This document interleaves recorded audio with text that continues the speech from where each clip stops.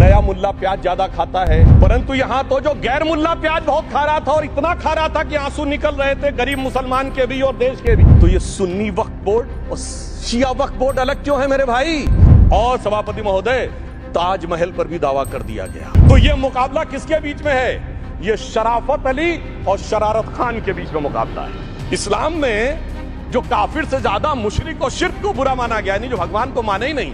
यहां देखिए वो लेफ्ट के लोग जो कहते हैं धर्म एक अफीम है, वो आज खुदाई खिदमतगार बन के खड़े हो गए। ये वो हुकूमतें थी जो जजिया लगाती थी, ये वो हुकूमतें थी जो जिम्मी का कॉन्सेप्ट रखती थी, ये वो हुकूमतें थी जो गाजी की बात करती थी। डॉक्टर कलाम का नमाजे जनाजा और याकूब मेनन का नमाजे जनाजा एक ही दिन हुआ।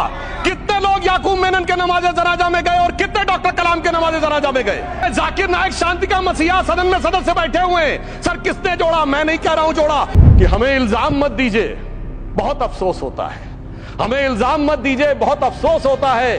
बड़ी तरकीब से कश्ती यहां तक लेके आए हैं और बदल देते हैं हम दरिया की लहरें अपनी हिम्मत से। आंधियों में भी अक्सर चिराग हमने जलाए हैं। वक्त के ऊपर हम बात कर रहे हैं। वक्त की रुखसती का वक्त आ गया है और नई वक्त की नई सुबह होने का वक्त आ गया है। तो मैं कहना चाहता हूं, इबादतों की तरह मैं ये काम करता हूं, अपने फर्ज को झुककर सलाम करता हूं, फिर भी आप खिलाफत कर रहे हैं तो तेरी मुखालफत से निखरती है शख्सियत मेरी। मैं सियासी दुश्मनों का भी बहुत एहतराम करता हूं। तो इस एहतराम के साथ मैं अब आगे का बयान शुरू करता हूं और मैं ये बताना चाहता हूं कि एक बड़ी सिंपल सी बात है जो अभी माननीय नड्डा जी ने भी कहा। दुनिया के तमाम मुस्लिम देश बता दिए, इस्लाम की धर्म स्थली सऊदी अरब, सबसे बड़ा मुस्लिम देश इंडोनेशिया, जहां खलीफत रही वहां टर्की, और जहां ISIS का इलाका वहां इराक और सीरिया, वहां कहीं भी कुछ भी नहीं है ऐसा। फिर भी हमारे यहां क्यों है, कैसा? तो मैं कहना चाहूंगा सभापति महोदय, एक हिंदी में कहावत होती है, नया मुल्ला प्याज ज्यादा खाता है,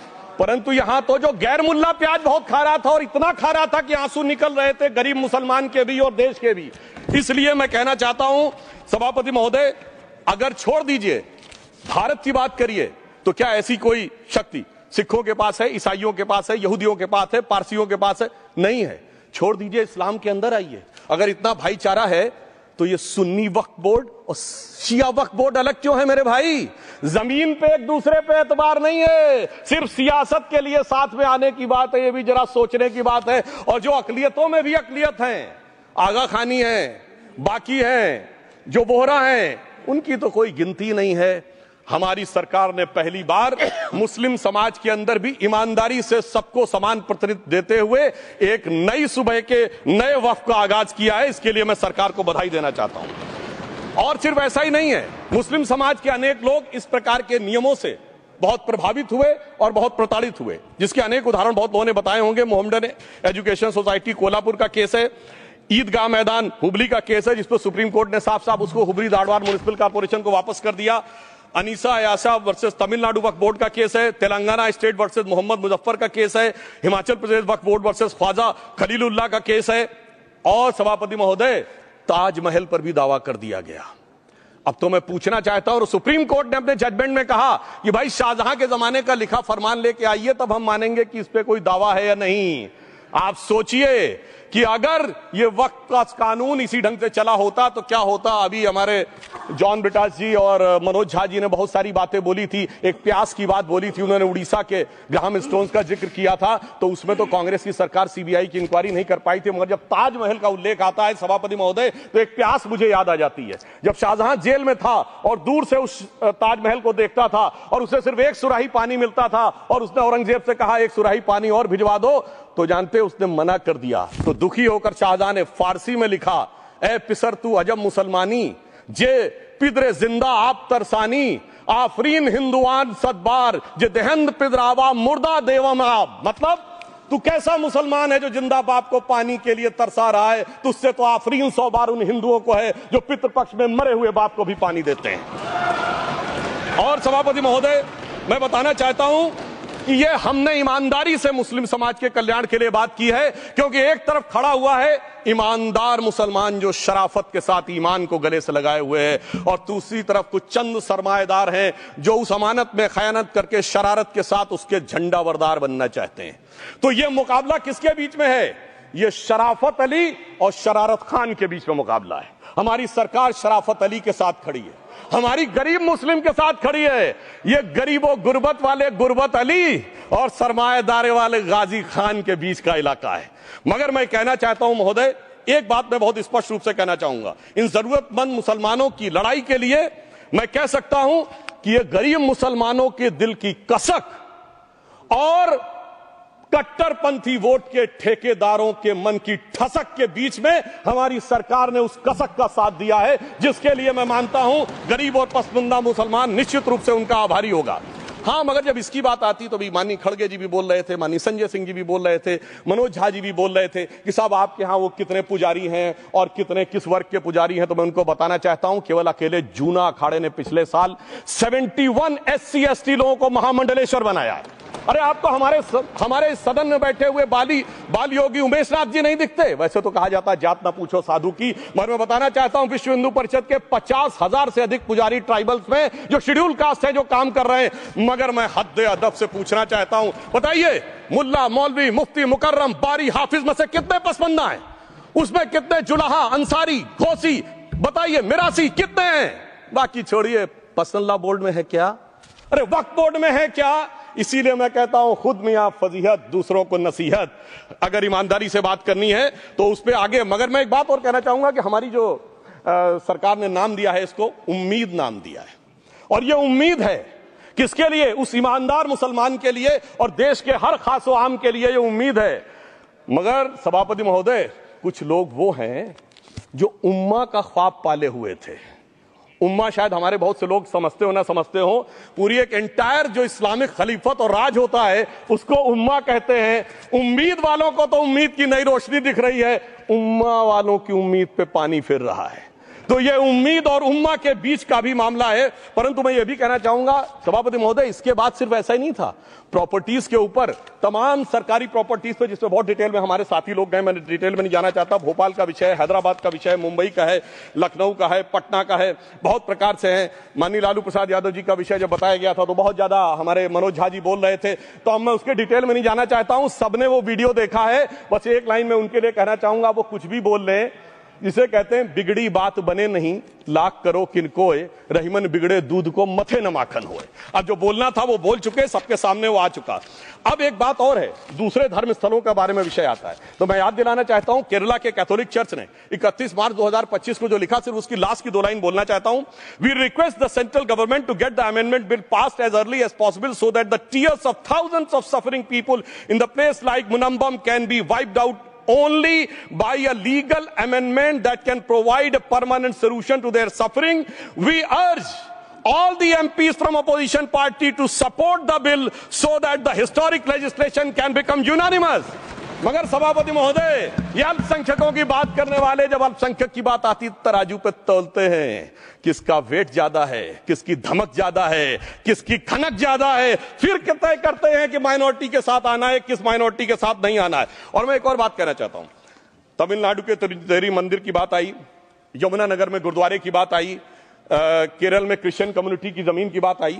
बहुत सारे लोग प्लेसेस ऑफ वर्शिप के एक्ट की बात करते हैं, तो as per places of worship act Tamil Nadu का मंदिर का तो स्टेटस नहीं चेंज हो सकता भाई। 15 अगस्त 47 के बाद किसी प्लेस ऑफ वर्शिप का स्टेटस नहीं चेंज हो सकता, तो वक्फ बोर्ड को क्लेम फॉरफीट कर देना चाहिए, because it is in contrast to the places of worship act. परंतु अब सुनिए, यही गुरुद्वारे के बारे में भी होना चाहिए। मगर सभापति महोदय, चाहे वक्फ बोर्ड का एक्ट हो, चाहे प्लेसेस ऑफ वर्शिप एक्ट हो, एक ही को फायदा होना है, जिसे कहावत में कहते हैं, खरबूजा छुरी पर गिरे या छुरी खरबूजे पे गिरे, आखिर में कटना भगवे रंग के खरबूजे को ही होता है। अब मैं यह भी बताना चाहता हूं कि इन संपत्तियों के द्वारा जो कुछ हुआ, उन्होंने इतनी चीजों को लिया है, इतनी चीजों को लिया है। एक पुराना उर्दू का शेर है कि मिटे नामियों के निशान कैसे कैसे, और ये जमीन खा गई आसमां कैसे कैसे। इस जमीन ने कैसे कैसे लोगों को अपने में समा लिया, इसकी तमाम तारीख गवाह है। अगर मैं इसमें बहुत डिटेल में जाऊंगा तो सदन का बहुत सारा वक्त जाएगा, परंतु मैं एक बात ये कहना चाहता हूं कि जब इतना ज्यादा आगे बढ़ गया तो फिर कोर्ट ने आगे इंटरवेनेशन करना शुरू किया। मैं डिटेल में नहीं जाना चाहता हूं। अभी कार्तिकेय शर्मा जी ने, बहुतों ने बोला सैयद फसल का case versus union of government, Allahabad high court के केस को कहा, मगर Bashir versus state of West Bengal case में उन्होंने बहुत क्लियर कट कहा है कि waqf is not a religious religious denomination in accordance with Article 26 of the Constitution, so the matter regulating to the restricting the economic, financial, political and other sectoral activities that may be associated with religious practice under Article 25(2)(a) of the Constitution can be regulated by the state. तो मुझे लगता है अब इसके बाद कोई किंतु परंतु का स्कोप नहीं रह जाना चाहिए। परंतु उसके बाद भी सभापति महोदय जो कानून को न माने, जो कहे संविधान को नहीं मानेंगे और जो ये कहे कि साहब अदालत के आदेश को भी नहीं मानेंगे, तो फिर इसका मतलब उसके मन में तो एक ऐसी बादशाही आ गई है। इसके लिए मुझे सभापति महोदय वो पुरानी वाली फिल्म अगर लोगों को याद हो तो मुगले आजम का वो सीन याद आता है कि जब अकबर ने अनारकली को कैद कर लिया तो सलीम कहता है जब्त मैं करूं जिसकी की जमीन वीरान हो गई है, जब्त वो न करे जिनके सिर्फ शौ के बाद चाहत को ठेस पहुंची है। ये जिल्ले इलाही की बादशाही नहीं बल्कि खुदाई है। मैं कहना चाहता हूं जो संविधान को न माने, कानून का न माने, इसका मतलब वो अपनी खुदाई में जी रहा है। तो ये वो लोग हैं। और वैसे मैं सभापति महोदय खुदाई से आजकल बहुत से लोगों को डर लगता है, क्योंकि जहां जहां खुदा है वहां वहां भगवान है, जहां जहां खुदा है वहां वहां भगवान है। बाकी आप सब बहुत बुद्धिमान हैं। अब मैं ये भी बात कहना चाहता हूं, और वैसे आखिर में उस अनारकली को कैद से छुड़ाने के लिए सलीम का एक हिंदू साथी दुर्जन सिंह ही आया था। मैं कह सकता हूं कि वक्फ की इस मुकद्दस जमीन को अगर कैद करके रखा है तो उन चंद लोगों ने जिनके दिमाग आज भी उन चीजों में भरे हुए हैं कि कोई समझता हम तो किसी जमाने में हुक्मरान वक्त थे, कोई कहता हुजूर नवाब थे, कोई कहता बादशाह आलमगीर थे, कोई कहता है बादशाह गाजी जिंदा पीर थे। तो नदीमुल हक साहब ने जो बोला था ना, किसी के बाप का हिंदुस्तान थोड़ी है, बिल्कुल मैं कहना चाहता हूं जिन्होंने इस देश के लिए खून बहाया उनके बाप का हिंदुस्तान है, उस गरीब मुस्लिम कारीगर के बाप का हिंदुस्तान है। पर जो ये कहते हैं कि आगरे का लाल किला किसके बाप ने बनवाया, आगरे का किला किसके बाप ने बनवाया, दिल्ली का किला किसके बाप ने बनवाया, हैदराबाद का चार मीनार किसके बाप ने बनवाया, उसके बाप का यह हिंदुस्तान नहीं है। और उसके बाद भी जो आप करना चाहते हैं, अगर इस रास्ते में आप कांटे बिछाना चाहते हैं, तो उनके लिए एक लाइन कहना चाहता हूं सभापति महोदय, तेरी तमन्ना है पर हम खार न बोने देंगे, खार कांटों को कहते हैं, तेरी तमन्ना है पर हम खार न बोने देंगे, तुझे हम राह की दीवार न होने देंगे, तू सबको रौंद कर आगे जो निकलना चाहे हम तेरी इतनी भी रफ्तार न होने देंगे। और इसीलिए हमारी सरकार ने इस विषय के ऊपर एक सही और सटीक प्रयोग करने का प्रयास किया है। मैं दूसरी बात यह भी बताना चाहता हूं, हमारे डीएमके के तिरुचि शिवाजी ने अनायास अकारण यह बात बोली थी कि उस समय जब जिन्ना का उल्लेख करते हुए उन्होंने कहा कि पार्टीशन के समय, तो मैं उनके सुलभ संज्ञान के लिए बता देता हूं, 1946 की कॉन्स्टिट्यूएंट असेंबली में मद्रास प्रेसिडेंसी में 30 आउट ऑफ 30 सीट जो थी वो मुस्लिम लीग ने जीती थी विद 95% ऑफ वोट्स, और एक भी मुस्लिम वहां के बाद बाहर नहीं गया। इसलिए मैं ईमानदारी से कहना चाहता हूं, फैक्ट को समझिए। और जो मद्रास प्रेसिडेंसी के मुस्लिम लीग के अध्यक्ष थे और पीजे पोकर साहब बहादुर और मोहम्मद इस्माइल, वही बाद में इंडियन यूनियन मुस्लिम लीग के अध्यक्ष बने, और उन्होंने 28 अगस्त 1947 को सेपरेट इलेक्टोरेट मांगे, जो कोई जाके कॉन्स्टिट्यूएंट असेंबली की डिबेट में पार्लियामेंट किया। आप वेबसाइट पे पेज नंबर 270 पे जाके पढ़ लीजिएगा। सरदार पटेल ने बड़े गुस्से में इस बात को कहा, अब जो हो गया सो हो गया, एक रात में दिल नहीं बदल गया, मगर अब देश के लिए कैसे आगे बढ़ना है उसके लिए ईमानदारी से आगे आओ। और खैर मैं अंबेडकर जी और पटेल जी के बहुत सारे वो कोट कर सकता हूं, सारी बातों को छोड़िए, मगर अफसोस की बात यह है सर कि अभी मनोज झा जी ने बोला था हम में से कोई शक है, कोई हूण है और ये करिए। अरे भैया जमाने चले गए, अब जेनेटिक सीक्वेंसिंग का जमाना आ गया है। और जेनेटिक सीक्वेंसिंग ने क्या प्रूव किया है, दुनिया के सबसे बड़े मुस्लिम देश इंडोनेशिया के राष्ट्रपति आए थे और राष्ट्रपति भवन में उन्होंने डिनर के दौरान कहा कि few weeks back I got my genetic sequencing done and I was told that I am an Indian gDNA. अरे साहब कहां गुलामी की मानसिकता में पड़े हुए हैं सभापति महोदय। और यहां गुलामी की मानसिकता इस कदर पैबस्त है लोगों के दिमागों में।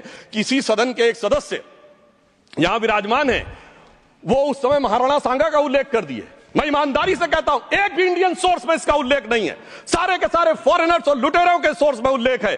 इसीलिए मैं कहता हूं ये गुलामी के जिन्होंने गुलाम बनाया उनके सोर्सेस पे यकीन ना करिए। और वैसे थोड़ा सा आउट ऑफ कॉन्टेक्स्ट हो तो ये भी बोल दूं, हमारे सदन के बहुत सदस्यों को नहीं पता होगा, अलेक्जेंडर के आक्रमण का किसी भारतीय सोर्स में कोई उल्लेख नहीं है, पोरस नाम के किसी राजा का उल्लेख नहीं है, सिर्फ और सिर्फ ग्रीक में है। इसलिए गुलामी की मानसिकता से बाहर निकलिए, तब इन चीजों को आप सही ढंग से समझने में सफल होंगे। मेरा अब यह भी अनुरोध अपने सदस्यों के साथ है।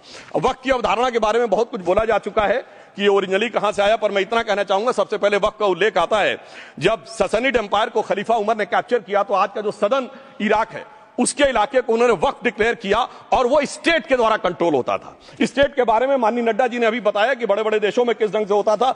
सर सैयद अहमद खान ने भी वक्फ को मूल इस्लाम का हिस्सा न मानते हुए इसके लिए मुजार शब्द कहा है जो शरिया के अंतर्गत आता है, और इसी के लिए उन्होंने फतवा आलमगीरी को भी कोट किया था। और इसीलिए 1894 की जो प्रिवी काउंसिल का जजमेंट जो आया था वो वक्फ अल औलाद के खिलाफ आया था। मगर सभापति महोदय 1906 में कलकत्ता कांग्रेस अधिवेशन में कांग्रेस ने प्रस्ताव पारित किया कि प्रिवी काउंसिल के जजमेंट में कुछ गलती है, इसे बदलना चाहिए। क्योंकि 1904 में जिन्ना कांग्रेस को ज्वाइन कर चुके थे, इसलिए मैं कहना चाहता हूं फिर 1913 में वो जजमेंट बदला कि हमारे सदन के बहुत से सदस्यों ने इस सदन और दूसरे सदन में बोला है। मैं एक सेंटेंस बोलता हूं, लगेगा जैसे वही लोग बोल रहे हैं। वर्ड ये है, कोट है, since the bill was introduced to administer the Muslim law for Mussalmans so the question of public policy does not arise.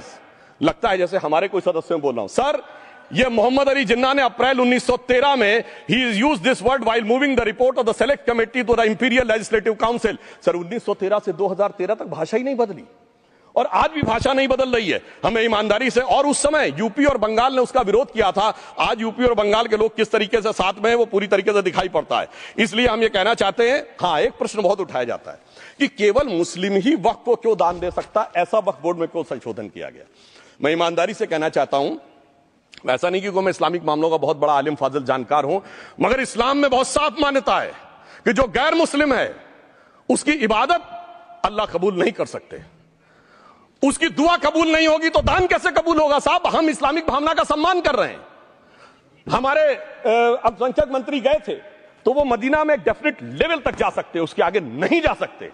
अगर इबादत की इजाजत नहीं है तो साहब जायदाद की इजाजत कैसे हो सकती है। मुस्लिम भावना का सम्मान है, और अगर है तो कोई मुल्ला मौलवी मुफ्ती मुकर्रम बारी आज आके बता दे कि कबूल हो सकती है दुआ, तो हम दान भी कबूल करने के लिए तैयार हैं। और तो और छोड़िए साहब, जब आप कहते हैं कि हर चीज हलाल होनी चाहिए, तो साहब हलाल करने की प्रक्रिया नहीं, हलाल करने वाला भी मुस्लिम होना चाहिए, तब वो हलाल होता था।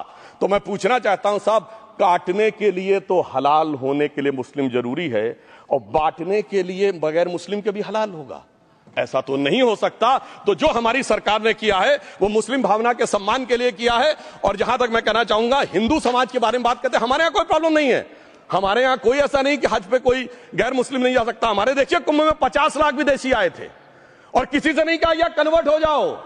इसलिए मैं कहना चाहता हूं, हिंदुइज्म की धारणा और बाकी धारणा का जो तुलना करने का प्रयास करते हैं वो बहुत उचित नहीं है। मगर सभापति महोदय, इस वक्त ने कई अद्भुत नजारे दिखाए। इस्लाम में जो काफिर से ज्यादा मुशरिक और शिर्क को बुरा माना गया, नहीं जो भगवान को माने ही नहीं। यहां देखिए वो लेफ्ट के लोग जो कहते हैं धर्म एक अफीम है, वो आज खुदाई खिदमतगार बन के खड़े हो गए। सोचिए कैसा बदलाव आया है। और सर, मुझे एक और चीज नजर आती है। एक पुराना गीत था, वक्त ने किया क्या हसी सितम। तो आज मैं कहना चाहूंगा, वक्त ने किया क्या हसी सितम कि मुस्लिम लीग और शिवसेना मिलके हो गए हम। और मैं कहना चाहता हूं, ये मुस्लिम लीग वो है जिसने सेपरेट इलेक्टोरेट की मांग की थी, और इस शिवसेना के उबाटा के हमारे इस सदन के एक सदस्य हैं।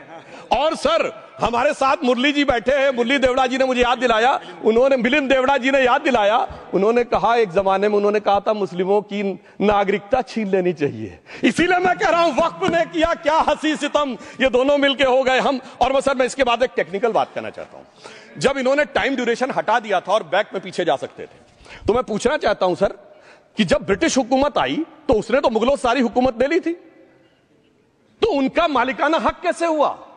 सर, 1707 के बाद तो इस्लामी हुकूमत दिल्ली से खत्म हो गई थी।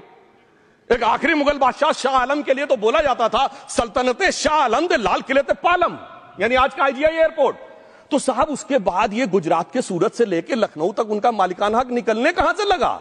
अरे भाई, जब दिल्ली को कैप्चर किया था अंग्रेजों ने तो सारी जमीन अंग्रेजों की थी। तो जब मैं अपने कांग्रेस के मित्रों से पूछना चाहता हूं, ये जब गवर्नमेंट ऑफ इंडिया एक्ट में पावर डीड ट्रांसफर की थी तो पढ़े नहीं थे क्या, या खोखले कागज पर साइन कर लिए थे, या कागज सही था आप खोखला करने की बात है। मैं पूछना चाहता हूं, जब 250 साल तक वो हुकूमत ही नहीं रही तो उस हुकूमत के फरमान की लेजिटिमेसी कैसे हो सकती है। ये मैं कानून विदों के लिए भी एक फूड फॉर थॉट रखने की बात करता हूं। और दूसरी बात मैं कहना चाहता हूं, ये किन हुकूमतों की बात कर रहे हैं सभापति महोदय। अगर सूरत नगर निगम पे दावा है मुगल के जमाने का और तमिलनाडु के मंदिर पर अरकाट के नवाब का, सभापति महोदय, ये वो हुकूमतें थी जो जजिया लगाती थी, ये वो हुकूमतें थी जो जिम्मी का कॉन्सेप्ट रखती थी, ये वो हुकूमतें थी जो गाजी की बात करती थी। क्या भारत के संविधान में उन हुकूमतों के फरमान को सही मान्यता देना सही है? बिल्कुल गलत है। मैं कहता हूं बाबा साहब अंबेडकर के संविधान में यदि आप ऐसी हुकूमतों के फरमान को रखने की कोशिश करते हैं तो this is fraud on constitution. और हमारी सरकार ने अगर बैकडेट से वो बंद किया है तो उस फ्रॉड को रोकने की पूरी व्यवस्था की है। और यहां पर मैं ये भी कहना चाहता हूं सभापति महोदय, जमींदारी उन्मूलन 1948 में हो गया, मगर ये बाद में जमींदार कैसे क्रिएट हो गए? हमने बचपन में विनोबा भावे, हम लोग के जन्म से बहुत पहले की बात है, विनोबा भावे जी के भूदान आंदोलन की बात सुनी थी, जिसमें जमींदारों से पैसा लेके, जमीन लेके गरीबों को दी जाती थी। पर सभापति महोदय, कभी आपने सुना कि गरीबों की जमीन जमींदारों को मिल जाए? वो 2013 के बोर्ड ने वो व्यवस्था कर रखी थी। यानी वो भूदान आंदोलन था गांधी जी के शिष्य विनोबा जी का, तो आज के गांधियों के नेतृत्व में भू हड़प आंदोलन शुरू हो गया। अगर वो भूदान आंदोलन था तो ये भू हड़प आंदोलन था। इसलिए मैं एक और बात भी कहना चाहूंगा सभापति महोदय कि जिन हुकूमतों के फरमान की बात की जाती है, एक और फैक्ट है, इसको कोई अन्यथा न ले, जितने मुस्लिम बादशाह अलाउद्दीन खिलजी के बाद उन्होंने बगदाद की खलीफा का खुतबा पढ़ा है। That is a foreign rule, it's on record. कैसे उसको भारत सरकार मान्यता दे सकती है? इसलिए मैं कहना चाहता हूं जरा सा गौर से देखेंगे तो हकीकत आपके सामने आ जाएगी। और क्या कभी किसी ने कल्पना की, किसी क्रिश्चियन ने तो नहीं कहा कि इंडिया गेट हमारा है, गेटवे ऑफ इंडिया हमारा है, और चर्च नहीं सही फिर भी चर्च गेट हमारा है? तो फिर यह केवल किसी एक के दिमाग में क्यों आती है? हमने जो इवैक्यू एक्ट के तहत दे दिया था पाकिस्तान के गए लोगों को, क्या हमारे जो सिख और हिंदू भाई आए थे उनकी जमीनें मिली? अरे महाराजा रणजीत सिंह की राजधानी लाहौर थी और काबुल तक था राज, तो क्या उन्होंने जमीनें नहीं दान दी होगी गुरुद्वारे और मंदिरों को? वो मिली। अरे वो तो छोड़िए, ननकाना साहब और करतारपुर साहब तक नहीं मिला था।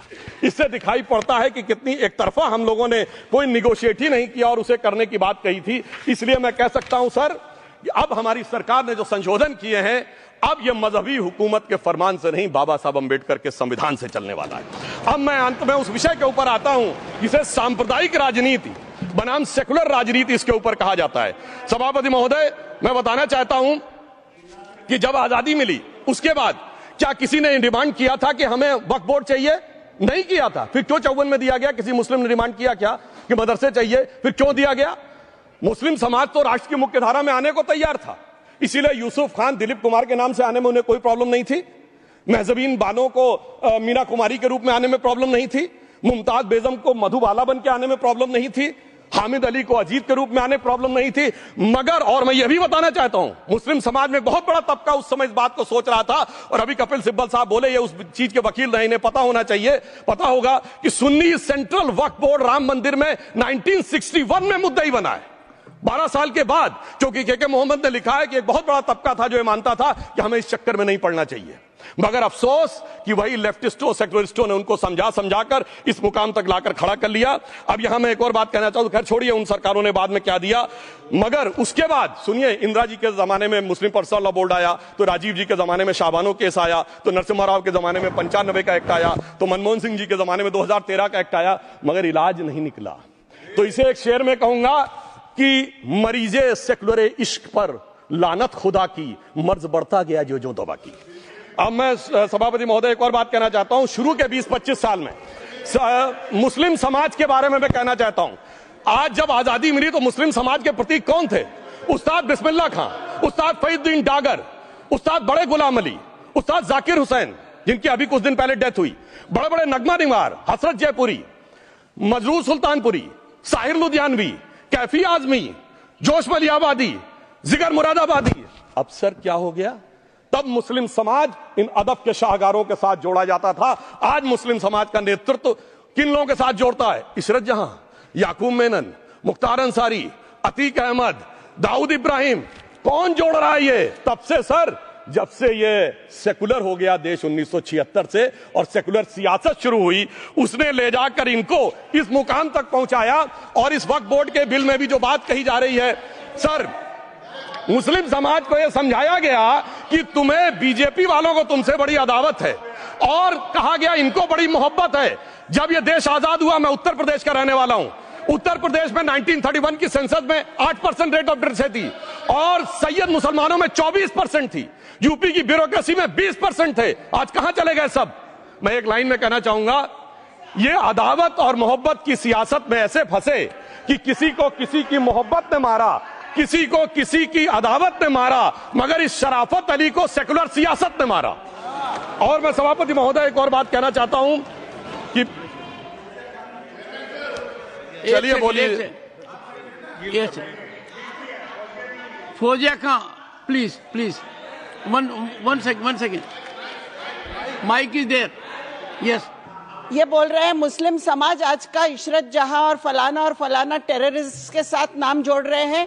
ये बिल्कुल आरोप है सर, इसको एक्सपंज करना चाहिए। ये समाज के साथ अन्याय है, ये बात आपको एक्सपंज करना होगा सर, ये बात को। एक honourable member, if you would carefully go through what Sudhanshu has said, I am sure you will appreciate his spirit. Just think for a moment. He has not cast any aspersions. Sudhanshu, go ahead. Time में जवाब दूंगा और उसके बाद ये हमारा सदन माने ना माने जो देख रहे होंगे उनके लिए कहना चाहता हूं, sir doctor APJ Abdul Kalam. One second. काहे परेशान? Vaiko ji, honourable member, Vaiko ji, oh my God, Vaiko जी,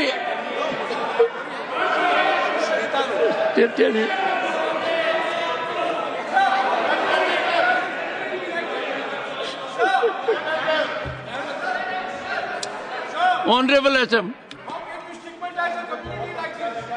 को जी हिंदी समझ रहे हैं।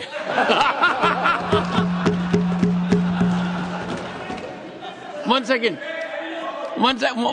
Fauziya Khan, one second. First, I think. One second. Sir क्या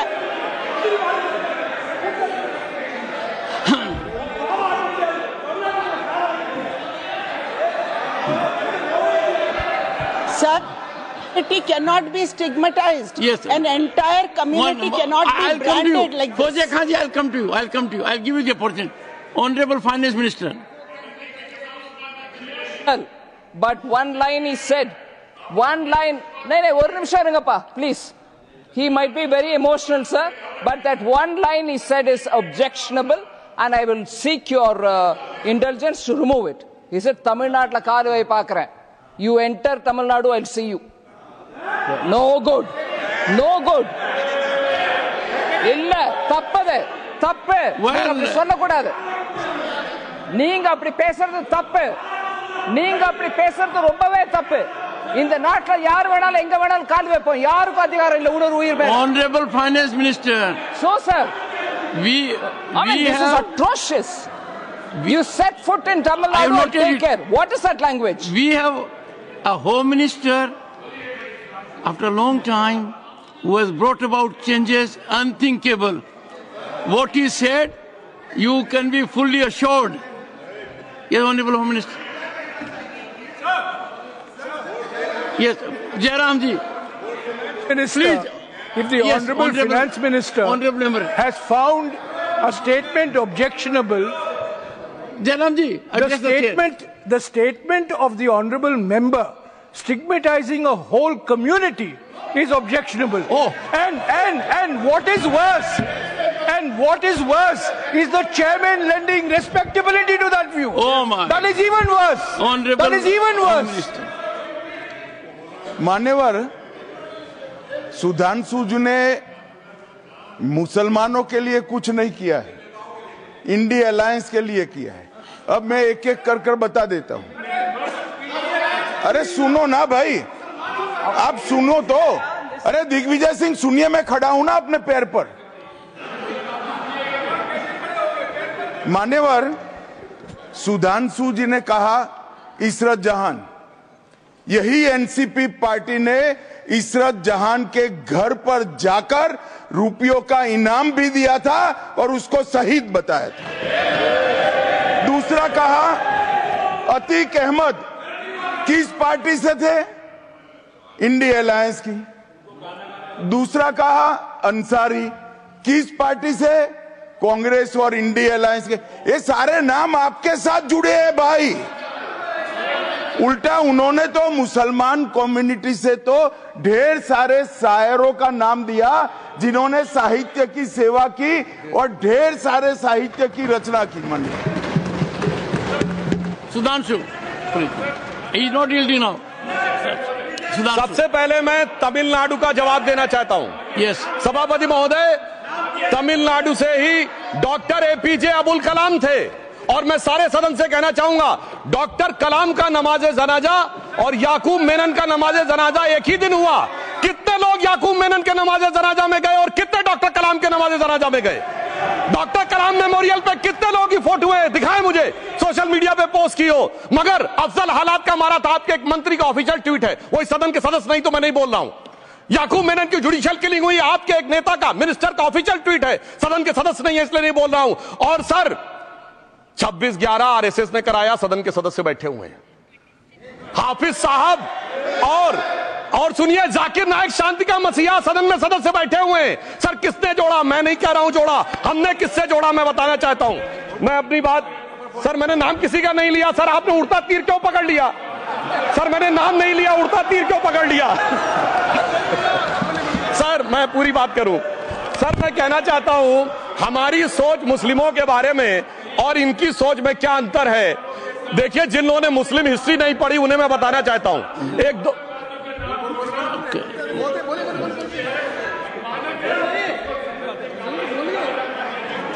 सभापति महोदय, मैं थोड़ा उन लोगों को इस्लामिक हिस्ट्री के बारे में बताना चाहता हूं।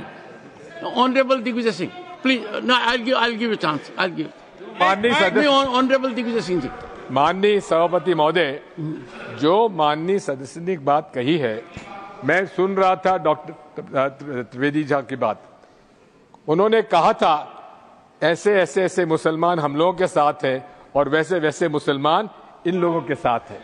बात यह है कि आपने जिस तरह से इस पूरी बात कही है, ये घोर आपत्तिजनक है, अपमानित करती है। और जो माननीय सदस्य ने भी मेरे बारे में भी कहा है, मैं उनकी निंदा करता हूं।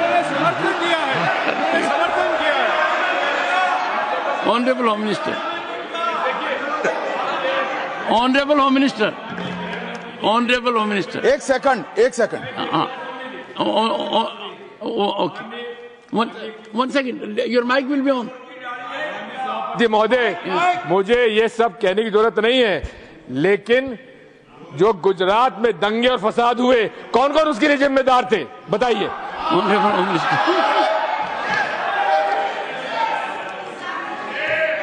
मान्यवर, मैं ध्यान से बारीकी से पूरे संवाद को सुन रहा हूं।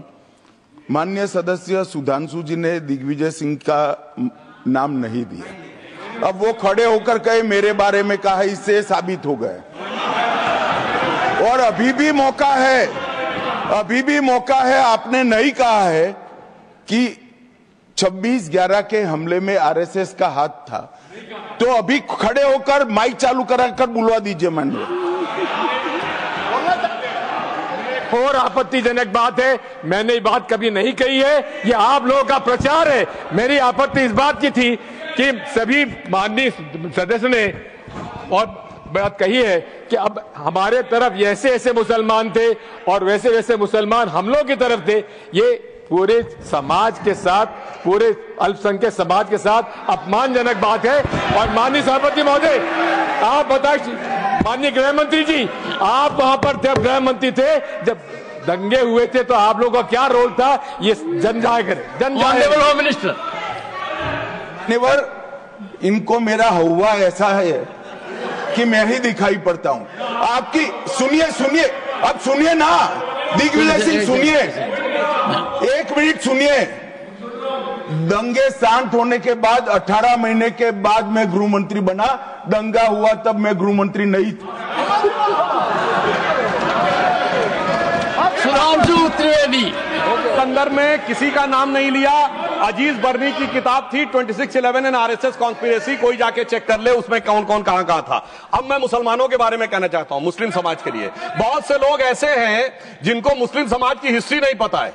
मैं बताना चाहता हूं, भारत से जब न्यूमेरिक सिस्टम सबसे पहले गया तो अल जहार थे सबसे पहले, जिन्होंने जाके 1793 में जो सूर्य सिद्धांत था उसका अरबी में ट्रांसलेशन हुआ सिंध हिंद। और हम बता रहे हैं हम किस तरह के मुस्लिम को साथ रखते हैं। डॉक्टर कलाम से बड़ा आलिम इस्लाम में साइंसदान नहीं हुआ, और आरिफ मोहम्मद खान साहब जो बिहार के गवर्नर हैं उनसे बड़ा आलिम फाजिल मुसलमान आज सियासी जमात में तो नहीं होगा, यह मैं दावे के साथ कह सकता हूं। मगर मैं बताना चाहता हूं सर, उसके बाद उन्होंने एक किताब लिखी, एक सर 10th सेंचुरी के मुस्लिम राइटर थे जिन्होंने किताब लिखी, उसका नाम था the compendious book of balancing and completion according to Hindu calculation, जिसको शॉर्ट में अल जब्र कहा गया, और वहां से अलजबरा निकला। और सर उसके बाद अल ख्वारिज्म आया। और सर आज मेरे ख्याल से सदन के बहुत से लोगों को नहीं पता होगा, ये जो एल्गोरिथम वर्ड है ये अल ख्वारिज्म से आया हुआ है। एक जमाने में इस्लाम में बैतुल हिकमत था, यानी वो सबसे बड़ा हिकमत का केंद्र था, जब एक से एक लोग होते थे। बहुतों को नहीं पता होगा कि कोलंबस ने जिस नक्शे के थ्रू दुनिया ट्रेवल किया था वो बनाने वाला भी एक मुस्लिम था, अल इदरीसी। मगर सर एल्गोरिथम आज ऐसा बदला कि एआई के एज में दलगत भावना से ऊपर उठकर औरंगजेब के साथ खड़े हो गए। सर ये एल्गोरिथम किसने बदल दिया, ये मैं बताना चाहता हूं। इस पे थोड़ा सोचने की जरूरत है। इसलिए मैं कहता हूं मुस्लिम पॉलिटिक्स की सोच क्या थी, हमने किन मुसलमानों का साथ दिया है, मैं बताना चाहता हूं। सर वीर अब्दुल हमीद की शहादत की 50वीं वर्षगांठ 2015 में हुई। प्रधानमंत्री मोदी जी ने उनके पूरे परिवार को और उनकी पत्नी को बुला के सम्मानित किया, और इन लोगों ने उस यासीन मलिक को, जिसके ऊपर 3 एयरफोर्स के ऑफिसर्स को हत्या करने का आरोप था, वो प्रधानमंत्री आवास में। सर साफ दिखाई पड़ता है कौन किसके साथ खड़ा हुआ है, कौन किस तरह के मुसलमान के साथ खड़ा हुआ है। और सर मैं ये भी कहना चाहता हूं, सर ये सर अपने टर्न पे बोलिए। सर पिछले 30-35 सालों से हुआ खड़ा किया जा रहा है। 1990 में जब राम मंदिर आंदोलन हुआ, कहा गया बीजेपी आएगी उत्तर प्रदेश में खा जाएगी। सर बीजेपी आने के बाद उत्तर प्रदेश में जानते क्या हुआ? सर 22 साल से शिया सुन्नी के बीच में जो दंगे चलते थे और मदे साबा का जुलूस नहीं निकलता था, शिया समुदाय का मदे साबा का जुलूस लखनऊ में हमारी सरकार में निकलना शुरू हुआ। और उसके बाद कहा गया केंद्र में भाजपा आएगी तो खा जाएगी। सर अटल जी की सरकार आई, इतनी शानदार स्थिति रही। उसके बाद कहा गया गुजरात में आएगी तो भाजपा खा जाएगी। सर गुजरात का मुसलमान आज सबसे समृद्ध मुसलमान है, सबसे ज्यादा जकात वहां से आता है। उसके बाद कहा गया मोदी जी की सरकार आएगी तो क्या होगा? सर मोदी जी की सरकार आने के बाद हमारे साथियों ने बताया है अल्पसंख्यक समुदाय के 70% लोग हैं जिनको किसी न किसी एक योजना का लाभ जरूर मिला है। और सर फिर कहा गया सीए आएगा तो नागरिकता छिन जाएगी।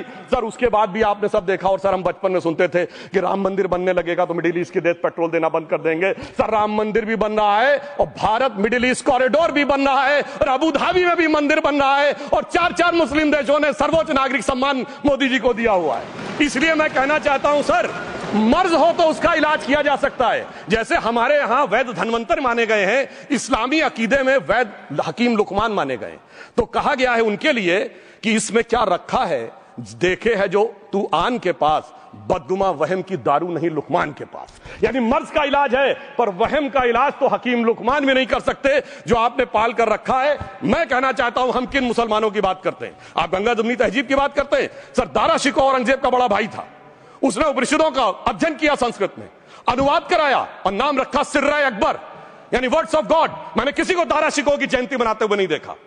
मैं पूछना चाहता हूं बेगम बीबी ताज, उनके घर पे जाते किसी ने सुना? सर ये बताइए, आलम शेख इतने बड़े कृष्ण भक्त के कवि, किसी ने सुना उनके घर पे जाते हुए? मलिक मोहम्मद जायसी जिन्होंने पद्मावत लिखा, उत्तर प्रदेश के रहने वाले, उनके घर पे कोई गया? ये बताइए ब्रिगेडियर मोहम्मद उस्मान के घर पे कौन गया? आजमगढ़ में, गाजीपुर के रहने वाले थे, आज तक जाने वालों में नहीं दिखे। और मैं सर बताना चाहता हूं एक और बात, सर एक सैयद इब्राहिम रसखान हुए हैं, बहुत बड़े कृष्ण भक्त के कवि। सर जिन्होंने क्या लिखा, उन्होंने कहा मेरा अगला जन्म हो तो भी मैं कृष्ण भक्ति बनना चाहूंगा, मनुष्य बनूं तो ग्वाल बाले के रूप में, और पशु बनूं तो गाय के रूप में। उन्होंने कहा मानुस हो तो वही रसखान, बसों ब्रज गोकुल गांव के ग्वारन, जो पशु हो तो कहा बस मेरो चरो नित नंद की धेनु मजारन। सर उन्होंने कहा गायों के बीच में नंद बाबा की गायों में जन्म लेना चाहूंगा। मगर सर आज एक ऐसे नेता आए हैं इस देश में जिनको गायों से बदबू आने लगी है, तो उनके लिए मुझे मेरे मन में भाव आता है सर कि श्री रामचंद्र कह गए सिया से, ऐसा कलयुग आएगा गोपालक श्री यदुवर कुल में एक ऐसा नेता आएगा जिसे बकरे कटने में खुशबू मिलेगी, गौ माता में बदबू पाएगा। रामचंद्र कह गए सिया से कैसा कलयुग आएगा। अब सर मैं एक और बात भी कहना चाहता हूं, हम किनको मानते हैं सर? नजीर अकबराबादी को सुनिए, कृष्ण भक्त के लिए क्या कहा। सर मैं एक बोलना चाहता हूं, बुल्ले शाह ने क्या कहा? बुल्ले शाह ने कहा, अभी होली गुजरी है, उसने कहा था आज होली खेलूंगी मैं, कर बिस्मिल्लाह।